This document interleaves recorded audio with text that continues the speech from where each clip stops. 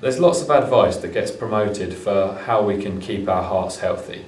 So one I hear quite often, I think it's an old government health campaign, and it says that what people should do if they want to keep a healthy heart is that they should exercise for 30 minutes 5 times a week at a level of exercise such that in that 30 minutes that they're out of breath.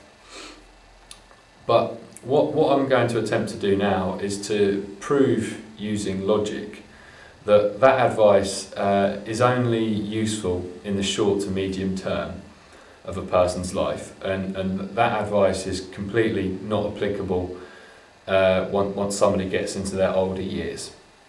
So I'll explain that now. So, 1, we know that the heart is a muscle which, when stressed, over time the heart adapts to that stress, and it adapts by becoming stronger and more efficient, so it becomes healthier. So stressing the heart is making it beat more. So if we make the heart beat more and we do that regularly, the heart gets stronger and it says, oh, these demands are being placed on me, and it becomes stronger and it becomes healthier. So that's point 1.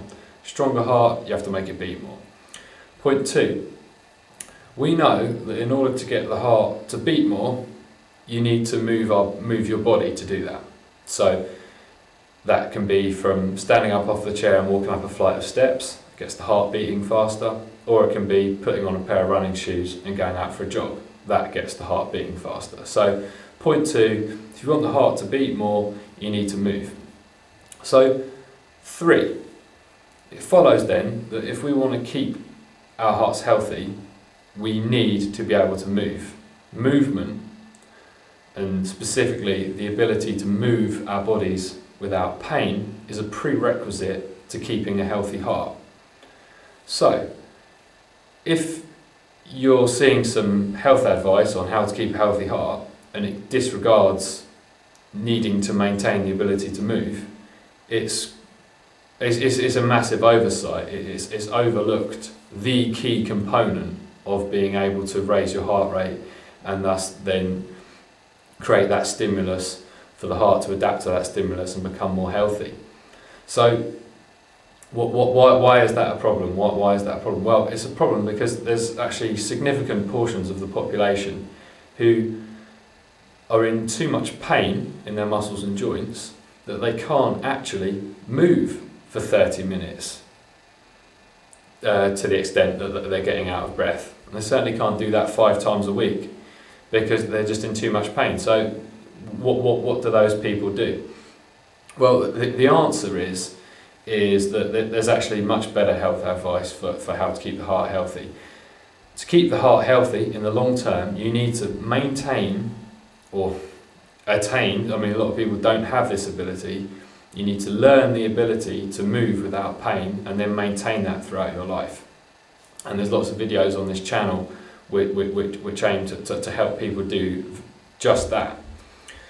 Now, it will probably be easier to sort of see this again if I illustrate it with an example. So here's an example I like to give when I explain this problem. Imagine you've got 2 80-year-old men. One 80-year-old man has maintained the ability to move without pain. So he's learnt the exercises in these videos on this channel, and he can do squats, and he knows where to position his knees and where to position his back and how to hold his back, and he can do all these things such that he moves without pain. He can stand up off a chair, and he can walk into the kitchen and he can make a cup of tea. So that's the first 80-year-old. Then you imagine you've got another 80-year-old who's never been taught how to move. He's never learned any of these exercises, and he's just continually sort of done slightly incorrect movement patterns throughout his life, and it's steadily got worse and worse to the point now where, let's say, his hip hurts so much that he can't even get up out of a chair, and it's got really desperate, and he's actually ended up having to go into a care home. So you've got 2 8-year-old men.